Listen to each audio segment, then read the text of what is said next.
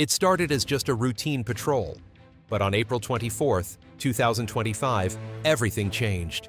The USS William P. Lawrence, a guided missile destroyer, quietly made its way through the Taiwan Strait. Clear skies, calm seas, not a sound. But the tension was thick. You could cut it with a knife. Then Beijing spoke, not with vague warnings, but with a direct, hardline message from the PLA's Eastern Theater Command. "We see you." And we're not pleased. China responded almost immediately. Warships and fighter jets were scrambled to shadow the U.S. vessel. This wasn't a knee-jerk reaction. Every move was calculated. Tracking data began surfacing online. Chinese media pushed the story hard. Leaked radar imagery spread like wildfire. The message was crystal clear. This isn't your turf. But the United States stayed silent. No press conferences, no loud statements. Just the USS William P. Lawrence holding its ground, silent but powerful. What China called a provocation, the U.S. Navy saw as a routine mission. But make no mistake, routine doesn't mean safe. That destroyer wasn't just passing through. It cut straight through waters claimed by Beijing. One wrong move, and everything could have ignited in seconds. So what really happened out there? A brush with danger, a warning shot, or a calculated probe from Washington? Pretty intense, right? Then don't forget to hit that like button. It helps us bring you more content just like this. Behind the cold, calculated statements was a quiet predator's game. But the one who blinked wasn't the USS Lawrence. Chinese state media erupted with accusations. Illegal intrusion, serious provocation. And the U.S. destroyer? No course change, no acceleration, no evasive maneuvers, just a steady, straight path, cutting through contested waters, right where international law says it can. No need to say a word, but the message rang loud and clear, like a warning siren. We don't need permission. To the U.S. Navy, this wasn't a threat. It was a FONOPS, Freedom of Navigation Operation, a deliberate move, a way to draw a line in steel and wait to see who dares to cross it. The South China Sea, the Taiwan Strait. The U.S. Navy has sailed through them all, with no deviation, no ambiguity. This wasn't reckless behavior. Every move was calculated, backed by a clear strategy. And the Lawrence wasn't alone. As the ship cruised east to west through the strait, there were no warnings, no announcements. But it didn't hide either. Its radar signature was clear as day. AIS off, just like any warship on a live mission. Meanwhile, data streamed straight back to the Pentagon, from military satellites quietly watching from orbit. Eyes in the sky, ears below the surface. And somewhere nearby, a Virginia-class submarine glided silently beneath the waves, trailing close behind. No force enters contested waters without a plan B. And China knows that all too well. Just hours after the USS Lawrence completed its transit, Beijing responded. Chinese state media released crystal-clear UAV footage, showing a Type 052D PLA destroyer quietly shadowing the American ship, keeping a safe distance. Above, J-16 fighters circled. Close enough to send a message, but not close enough to spark a fire. PLA pilots are known for flying aggressively, always testing boundaries.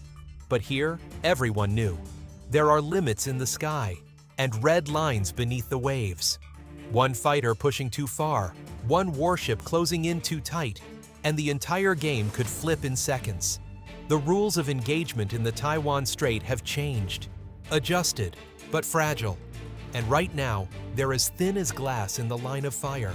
All it takes is one wrong radar lock, one bad move, and the next sound won't be diplomatic chatter. It'll be the Aegis combat system coming online, ready to fire. If that moment ever comes, China won't be the only one watching. Because this isn't just about Taiwan, it's about setting the rules of the sea.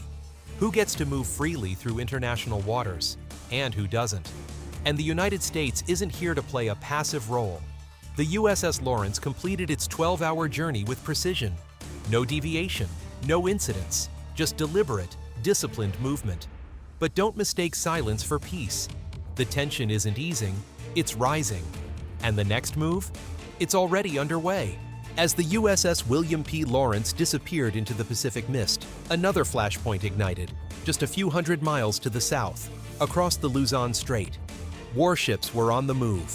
On land and at sea, Balakatan began, the largest joint exercise in U.S.-Philippines history. Over 14,000 troops, jets roaring overhead, missiles streaking across the sky, amphibious landings timed with the precision of a war clock. China was given only a few hours' notice. Almost simultaneously, a U.S. destroyer maneuvered offshore, while U.S. Marines fired HIMARS from the Philippine coastline.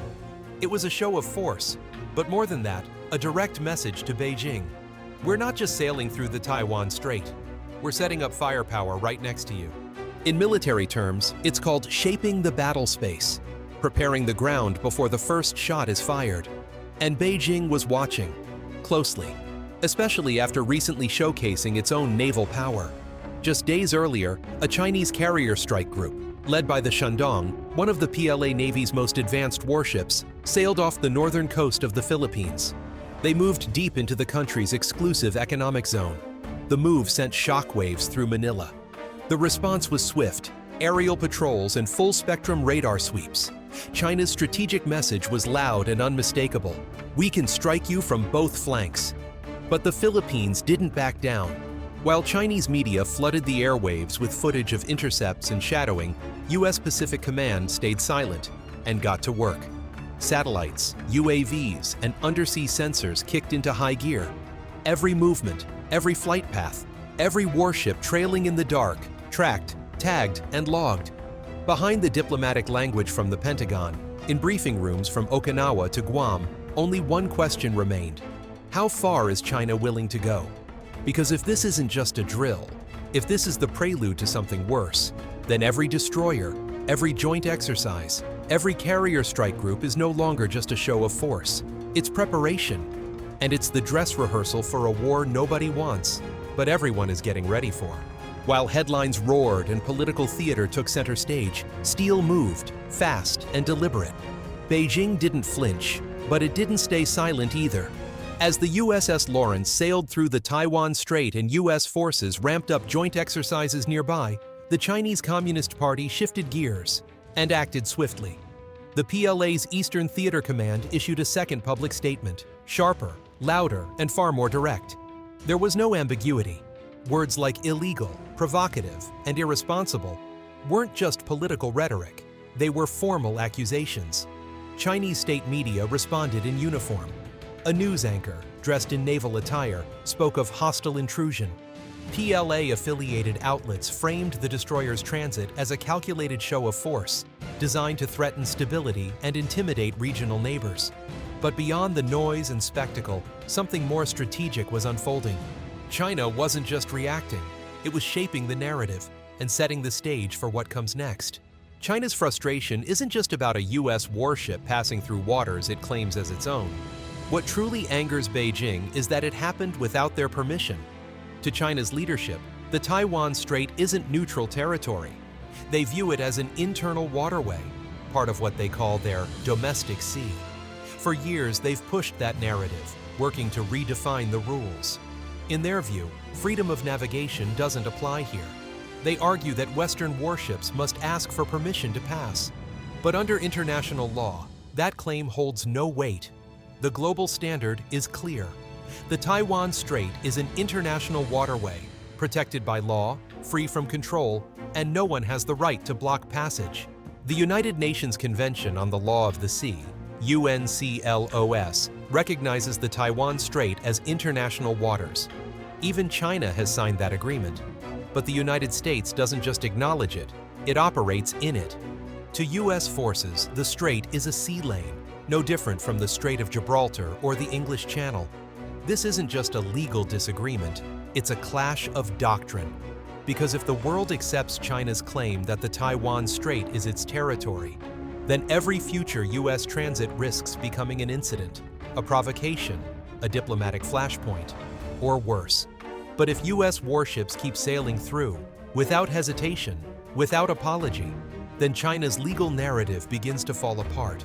And right now, those transits aren't happening in isolation. To the south, regional allies are conducting live fire drills. To the north, ISR platforms are mapping the coastline inch by inch. None of this is random. It's a coordinated pressure response. Beijing may broadcast footage of J-16 fighters flying combat patrols near Taiwan, or showcase destroyers shadowing U.S. ships. But the reality is far more calculated than the footage suggests. China is trying to control the tempo. But that's hard to do when you're stuck in response mode. And make no mistake, China is responding. Responding to U.S. destroyer movements, to joint exercises nearby, to the growing realization that their coastline is no longer a shield, it's a transparent window. And behind that window, the U.S. Navy is watching. The strait itself remains quiet. But by the time the USS William P. Lawrence exited the eastern edge, the entire region wasn't just on alert, it was preparing. Not with words, with satellites, with sonar. With the kind of focused surveillance that only happens when the next move could trigger something far, far bigger. Here's the reality. That single transit didn't redraw any borders, but it changed the atmosphere and altered the tempo. And in geopolitics, tempo shapes the battlefield. In Beijing, the PLA shifted into high gear. Naval vessels once docked for maintenance suddenly returned to sea. Aerial patrols spiked. Even civilian ferries crossing the Taiwan Strait began picking up unexplained radar interference, likely emissions from airborne early warning systems hunting for U.S. submarines. Meanwhile, the U.S. response remained steady and unshaken. Strike Group 5 held its course. The USS Lawrence rejoined the formation, falling back alongside the USS Carl Vinson, a U.S. aircraft carrier shielded by a wall of steel, flanked by escort ships and combat systems scanning in every direction. Overhead, P-8 Poseidon aircraft flew tight orbits along threat corridors, scanning sea and sky for missile launches, fast attack craft, or coordinated drone swarms. Against this backdrop, Taiwan made its own quiet moves. No alarms, no cameras, just a shift in posture. ROCAF jets increased intercept sorties. Radar sites lit up more often. Supply hubs became more active, and traffic accelerated along roads leading to hardened mountain shelters. Everyone was on alert, because even without a single shot fired or missile launched, the strategic balance had shifted. Until now, China had operated under a core assumption. The U.S. wouldn't take the risk. Washington would blink. A big enough warning would stop the momentum. But the Lawrence didn't slow down. It crossed the strait with quiet precision. A calculated message delivered without a single word. We don't ask. If this becomes routine, China's entire strategy begins to crack. From intimidation, to gray zone tactics, to incremental salami slicing, all of it starts to lose effectiveness. Because once your opponent stops fearing your reaction, you lose your leverage. And Beijing knows that. That's why the J-16s fly right up to the edge. That's why the propaganda machine runs at full throttle. And that's why footage of planned ships trailing the USS Lawrence is replayed over and over, as if to say China is still in control. But control isn't following from behind. Control is making your adversary change course.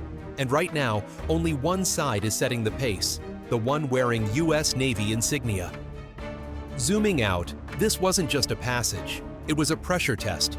Washington is probing the PLA's limits, measuring how far Beijing can be pushed before it flinches. The strait didn't break, but it trembled. Communications traffic surged. Forces moved in strange patterns. Coordinated cyber attacks targeted U.S. and allied digital infrastructure, all within hours of the transit. China didn't panic, but it wavered, just enough to start rethinking the entire playbook. And in that moment, the game began to change. China's strategy once relied on time being on its side.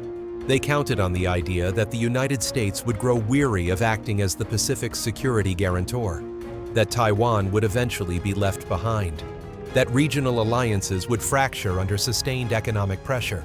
But that assumption is beginning to unravel. Every joint exercise, like Balikatan, now reinforces a regional shield with real combat capability. Every U.S. destroyer that sails through the Taiwan Strait without stopping redraws the boundaries of what's considered acceptable. And with every attempt by China to intimidate, whether through aggressive flyovers or destroyers trailing close, the response isn't hesitation. It's escalation of presence, reinforcement, not retreat. The Pacific battle space is evolving, faster, sharper, and increasingly unpredictable. And when unpredictability becomes the operational norm, the margin for error skyrockets. One bad radar return, one misread signal, one pilot under pressure. That's all it takes to cross the line from posturing to combat. At that point, it's no longer a freedom of navigation operation. It's a flashpoint. It's a battlefield report. It's the first page in a war log. This is why it matters. Because this isn't just a silent exchange between warships. It's a broadcast to the global stage.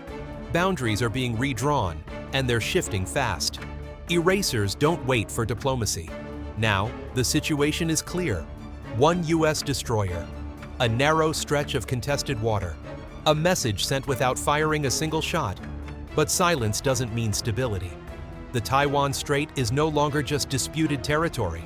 It's a theater, a pressure point, a live testing ground for 21st century deterrence. And all eyes are on what happens next, because the next incident might not come with a warning, and the response might not come in a press release. This mission wasn't just about transit. It was about operational tempo, about initiative, about proving that the U.S. Navy charts its own course, when it wants, where it wants, without checking in with Beijing. What do you think? Are these operations a vital part of maintaining regional stability? Or are we getting dangerously close to the point of no return? Let us know your thoughts in the comments below. And if you want to stay updated on strategic developments like this, hit that subscribe button. Stay informed, stay ahead,